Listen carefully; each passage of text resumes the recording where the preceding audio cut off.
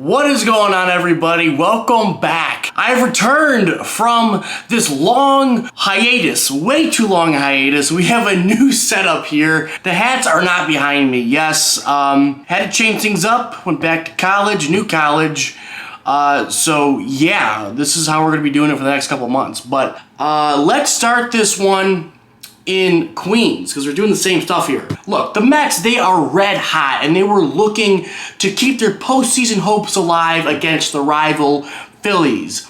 Now, Kyle Schwarber put a kink in the Mets' plans early on, sending his 36th long ball of the season out to left field, putting the Phillies on the board first. However, the home team quickly responded with a pair of long balls from Francisco Alvarez and the emerging rookie Luis Angel Acuna, putting New York up 2-0. He has been a great bright spot for the Mets with his short time up in Queens. Let's move on to the top of the fifth, where Nick Castellanos briefly tied the ball game up 2-2 after crushing a home run to left field. But the Mets took the lead right back on a single from Brandon Nimmo and a double from Francisco Alvarez yet again. Pete Alonso secured a Mets 3-run lead after singling to center field and driving in Jose Iglesias from second base. The Mets would win 6-3 over Philadelphia in the end. Now, after the Red Hot Tigers hit a speed bump on the road to Baltimore, Detroit, they struck first on a Dylan Dingler triple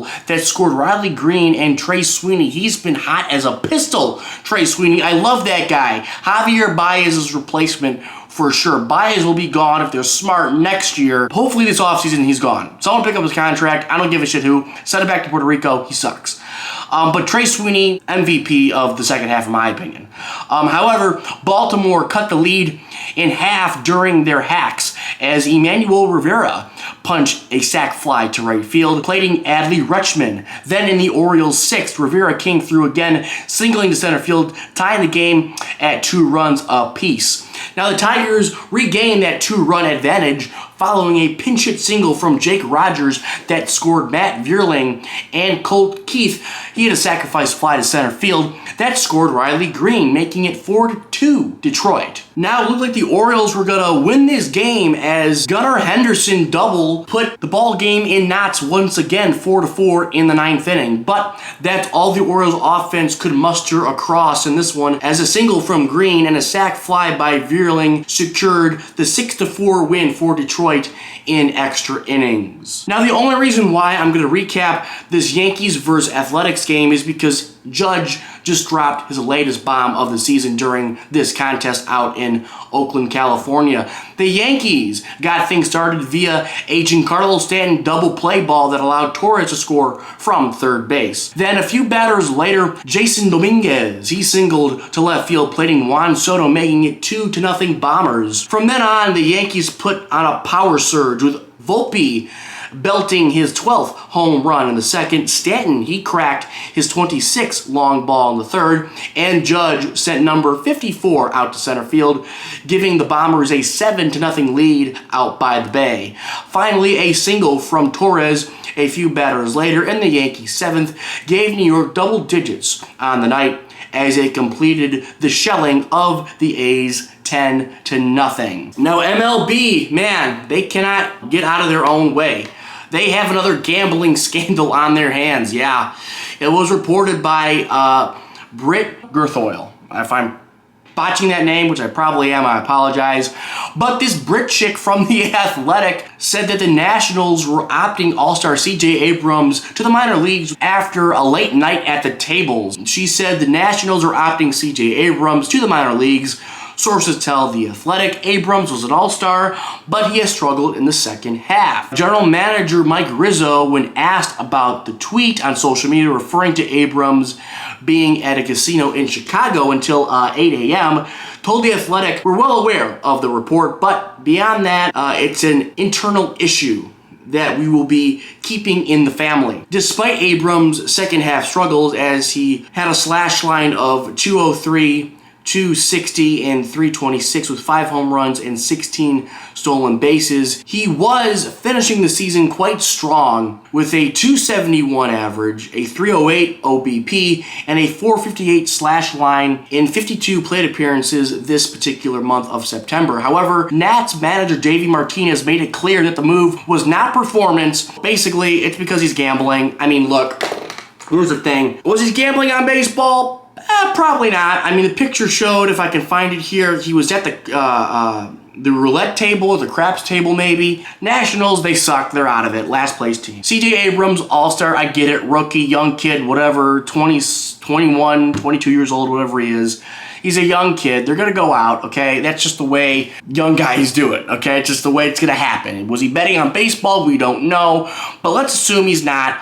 Let the kid let off some steam. I mean, if this was happening on the Yankees and it was an Aaron Judge, a Gleyber Torres, a Giancarlo Stanton, a Garrett Cole, even like a Volpe, a young guy on the Yankees, let's just say, I can see maybe you might have some issues with that, you know, getting out there, but he's on the Nationals. The Nationals suck. They're not making the postseason. Yeah, he's an all-star. You want to set an example, but for God's sakes, I mean, if this happened and no one, you know, got wind of it, and they could have probably just said, oh, flu-like symptoms, set him on the bench, he's day-to-day, some BS, and you know, punish him that way. But the fact it was out there, it got out there via social media, he was at the casino at 8 a.m., you know, before a 1 o'clock game, that's a bad look. I get it, but I think they're overreacting a little bit here, the Nationals.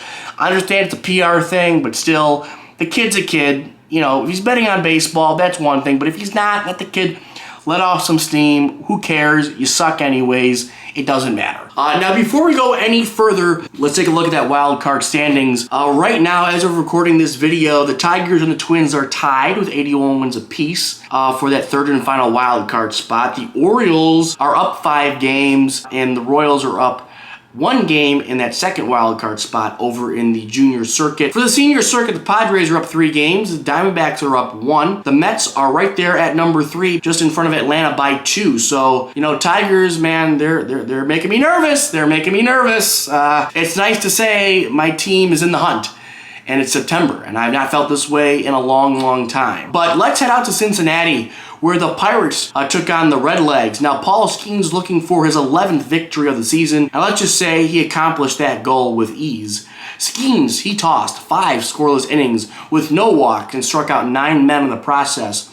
Now, I personally felt he could have gone 6 when considering his pitch count was only at 75 after 5 innings, but I understand the move by Shelton, the manager. You know, if he went out there for the 6th, you know, could have got hurt, would have been a bad situation. You know, there's still high leverage innings despite them having the lead because it's only a 2-run lead. I understand that.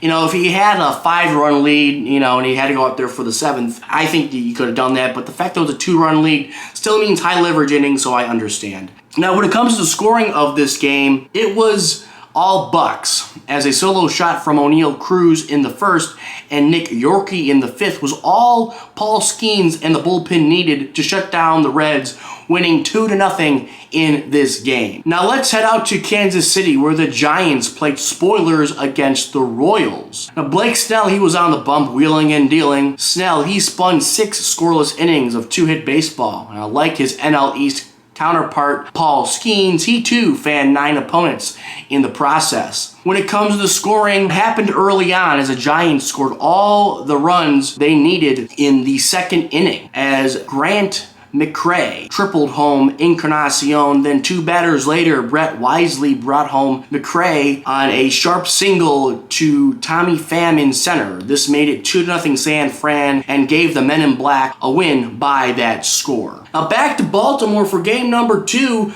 of the Tigers and Orioles series. Yeah, gotta talk about my Tigers. They're red hot. And the Bats, they remained hot in game number 2 as Spencer Torkelson, he hooked the ball inside the left field foul pole for home run number 9, giving the Tigers a 1-0 lead. Then Trey Sweeney, my MVP, followed up that with an RBI double, making it 2-0 Cats. An inning later, Kerry Carpenter popped the home run to right field to make it 3-0 Detroit. Now in the bottom of the 5th, the Orioles tie the game after a Cedric Mullins 2-run shot and a Westberg double to left that plated Gunnar Henderson. But it was the Tigers who got the last laugh in this one as Kerry Carpenter sent his 2nd home run out of the park to right field yet again. It was his 17th long ball of the season and secured a 4-3 Tigers victory. Now the Twins were looking to keep their postseason hopes alive in Boston in game number 1 of a double dip. Tristan Costas, he popped his 10th long ball of the season. It was a 3-run shot to give